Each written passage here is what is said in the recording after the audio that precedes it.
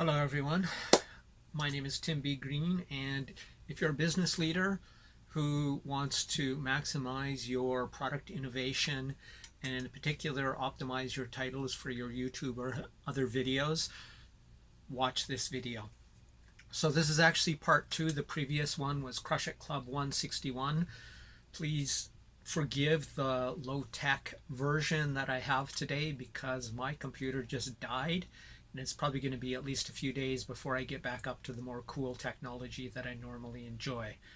So it's all about information anyway, and also please forgive the looking down continuously because I have no choice with the technology available currently.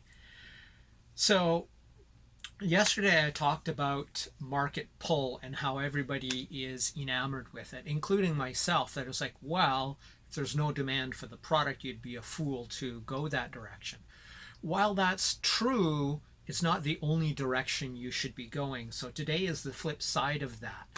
I talked yesterday again about how I've increased my YouTube views, which are modest, but I've basically doubled them, 93% increase in 28 days by optimizing both the thumbnails and the titles using the TubeBuddy Keyword Explorer. So today I'm going to talk about what I do differently than that, and that is for myself as a lifelong inventor. I didn't go out and say, what products do people need? Many times to me, the problems or challenges in my own life or with people around me, so direct experience made it obvious that there was something that could be improved. So that's how I usually came with it. So my product innovations have oftentimes been technology push, in that I had a solution. I didn't go to the market to look for the problem. I identified it oftentimes on my own, or simply figured out something that would work and then found a market who might want it. So as I said, today this is about flipping the script. Technology push, it likewise has been just as successful for a lot of big organizations, whether you're aware of it or not. Everybody goes, oh, well, you'd be a fool to not look at the market. Well, you would be, but again, I want to emphasize that's not everything. Now, Steve Jobs was famous for saying something like, and this is paraphrased, I don't know how far this is from the actual saying, but here's my version of it, and it is, people don't know what they want until I show them what's possible. And when you think about this, think about the iPhone, right? Before iPhones existed, were a lack of a touch screen, would it be defined as a market demand, a market pull that was wanted?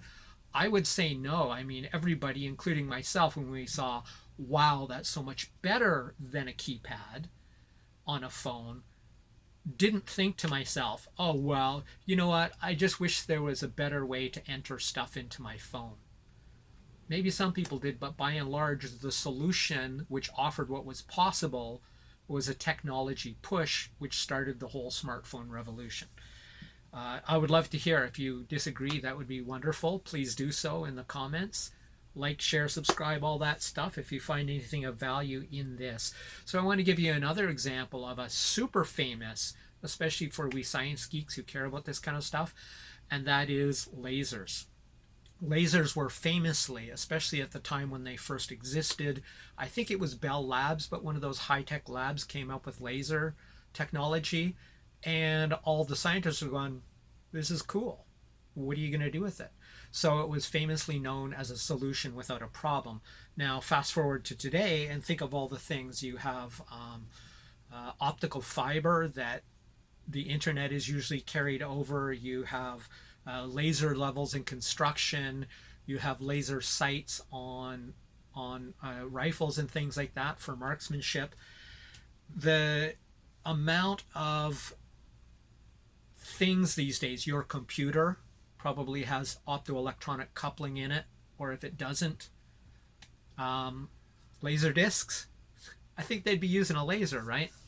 So there's all sorts of things that nowadays use lasers. And remember, this is a technology push. It's tremendously powerful, but the technology was available first. What was possible was available first, only followed by the markets that it could fulfill, which are great and ever expanding, especially if you look at the TED Talk on photonics. I'll try to find a link, but as I said, my technology right now is a little limited. So Jim Collins also talked about this in his book Beyond Entrepreneurship 2.0, how the 3M scientist who invented the adhesive actually spent years or at least months basically wandering around his company and saying, I've got this cool adhesive. Does anybody have a product they'd like to use it on? That became the sticky note. So in other words, it was a reusable adhesive that doesn't stick very well, but sticks repeatedly, and that the solution was available before the problem. And this has happened a lot of times in a lot of things. So with respect to this video and my videos in general, now that I'm using that market derived aspect, I come with a topic in mind. So I don't say, oh, what is the internet? What are the trending topics going to tell me about what I should talk about? I have a topic in mind, and then I just use the algorithm in the keyword explorer to then refine it so that it's more search friendly. The topic existed. Remember, if you go in with nothing, all you have is the available topics, the trending topics to go with. And if they're not in your genre, or you can't figure out a unique angle, and even if you do, remember you're competing with everybody and their dog, because by definition, it's a Me Too market.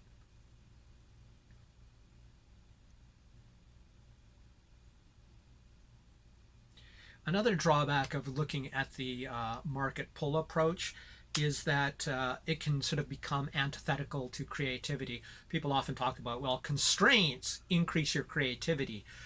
Yes and no. That's true. That's true, but not entirely true. That is one aspect, and you can use that to leverage your creativity up, but you can also use the opposite.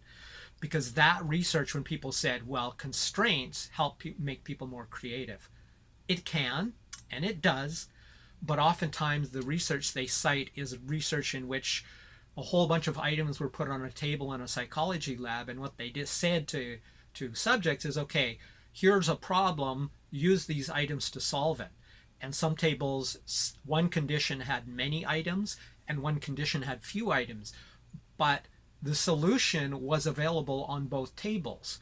So this becomes more like ambiguity paralysis or decision paralysis based on the tyranny of choice.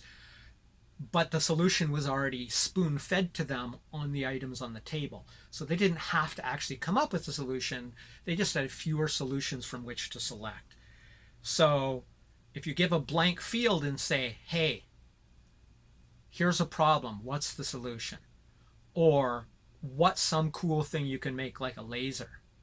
And then let's later figure out what it may be used for, is just as valid and has been used by Fortune 500s. In fact, that's the interesting thing that Jim Collins said about it, was technology push and market pull are not only equally valid, but have been equally successful, and technology push maybe even slightly more so historically. So this is based on historical data, not opinion, of case studies that he's done, where it turns out that, well, both work. So don't eliminate that second variable, which most people these days do. Also, if you want to be in the leading edge, if you want to be the first one to do something, you can't be going to the market who needs it and recognize an identified trend. In most cases, you have to be the one to identify the problem yourself and introduce it to the world. And that gives you also the advantage, the first mover advantage.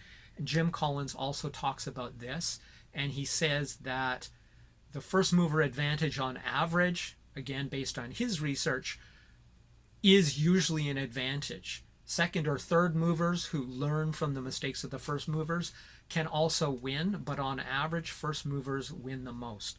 I'm already at a time, so I'm going to leave it. I will put some links in the description if I can do that at all, but I would recommend my playlist Innovation if you want to know more about innovation, from crushitclub.com, or sorry, Crush It Club, my YouTube channel.